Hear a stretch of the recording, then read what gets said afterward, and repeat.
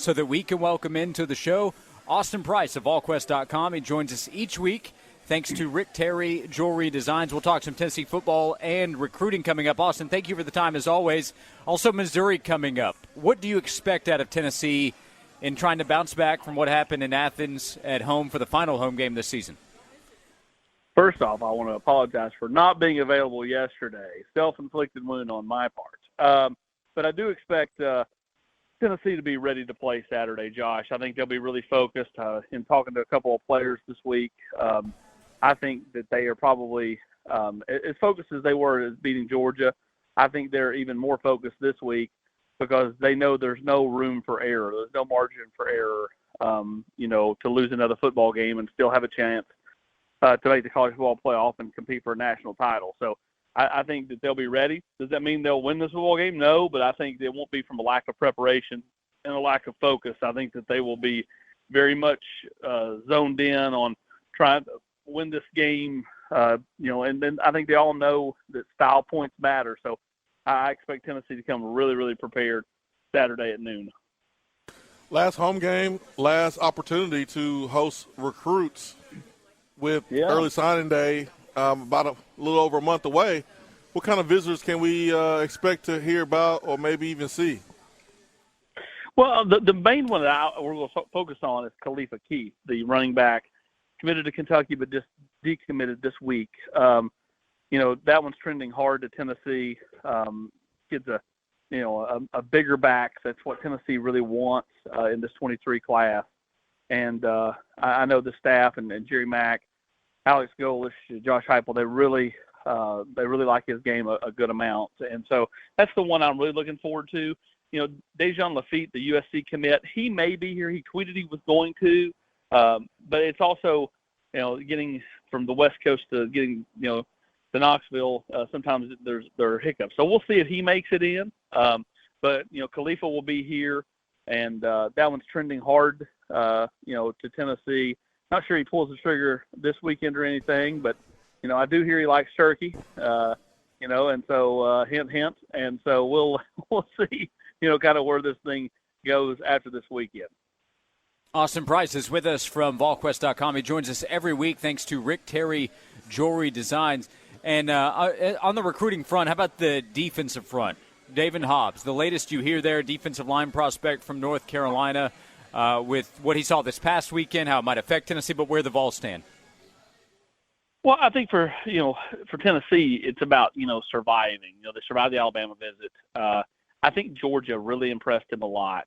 I still, based off people I've talked to, feel like Tennessee's in a good spot for David Hobbs. But Georgia, no doubt, left an impression on him. I think those are the top two. I don't believe Alabama's a factor anymore. I think it's Tennessee and Georgia. He'll announce on his mom's birthday, the 25th. And, I think that Tennessee's still in a really, really good spot. Now, could that change over the next few weeks?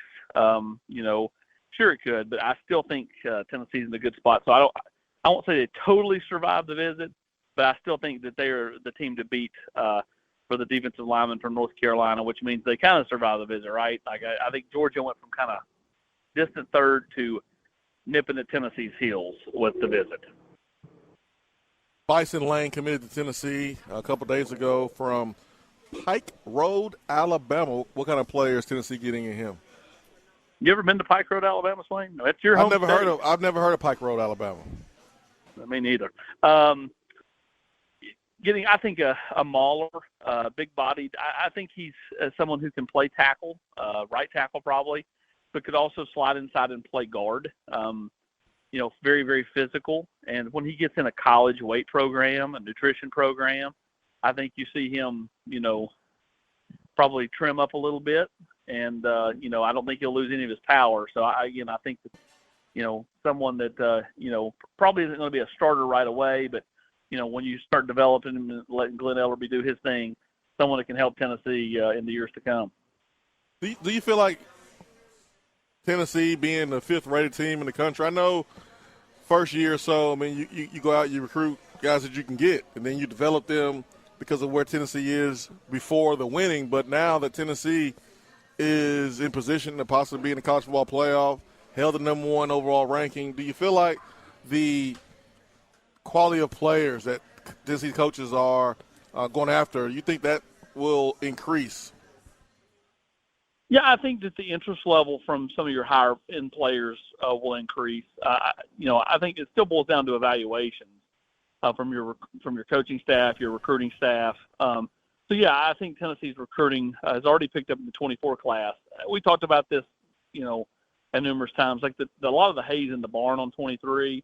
I think what you're going to see is Tennessee be very attractive to very attractive to players when it comes to the transfer portal this year. Yeah, there's a few spots, Khalifa Keith, David Hobbs. Maybe Tennessee gets back involved with Stanton Ramil, Arion Carter, young man from Smyrna. Those are the high school kids. But I think you'll see Tennessee way more involved in the transfer portal this year than they ever were a year ago. And so I think that's some of the spots you'll see.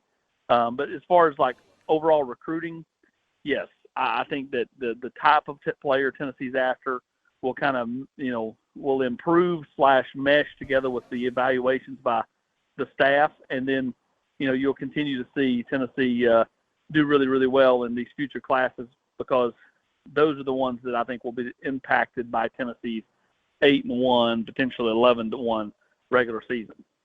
Right top is back. Let's go. Hey, what do you think will be the biggest priority in the transfer portal? And that could be subject to change, I know, when you get to the offseason. Well, I think depending on what you end up with at offensive tackle, I think that's something that Tennessee will look at. I think tight end will be a big area because Jacob Warren may or may not come back. He's going to go through Senior Day Saturday, so he could come back. Folke went through Senior Day and then return. Jacob Warren could do the same. Princeton Fant is gone, and they've got Ethan Davis coming in, but I mean you can't really put everything you've got on a true freshman, right? So I think the tight end spot, I think potentially another linebacker, and then defensive line are all areas where you could see Tennessee kind of go. And then also, like, if there was a top end running back, that went into the portal, I think Tennessee would swing hard at a high end running back. Yes. Yep, I would recommend that too. Hey, Austin, before you go, this is kind of on the spot, but Senior Day, you mentioned that.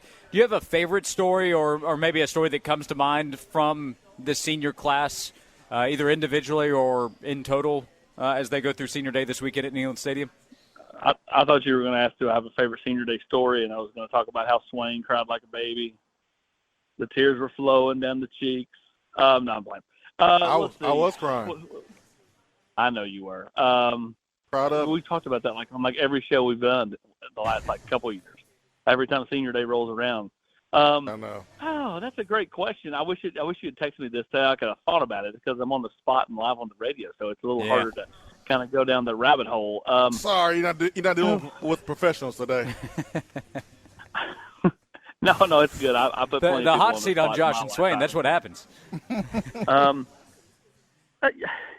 I don't know if there's a specific story. I can tell you where I was, like when Jerome Carvin committed. I was watching Phantasmic at Disney World at Hollywood Studios, doing interviews with him with all these people around me, with fireworks going off. Outside of that, Cedric Tillman was such a late ad, and no one ever thought he would turn into what he turned into, right? I mean, he was a guy that didn't have a whole lot before he got here. Darnell Wright's a neat story, just because I knew him fairly well because his high school coach is from Morristown. Went to the same high school I did. And, Darnell is a really, really cool story if you don't know the kid. I mean, his dad passed away. His brother passed away when he was a child. And, it was just kind of, really kind of just grown up before everybody's eyes, and has done a really phenomenal job. And you've seen him start to come out of his shell when he does more and more stuff. So, there are some really quality kids on this football team.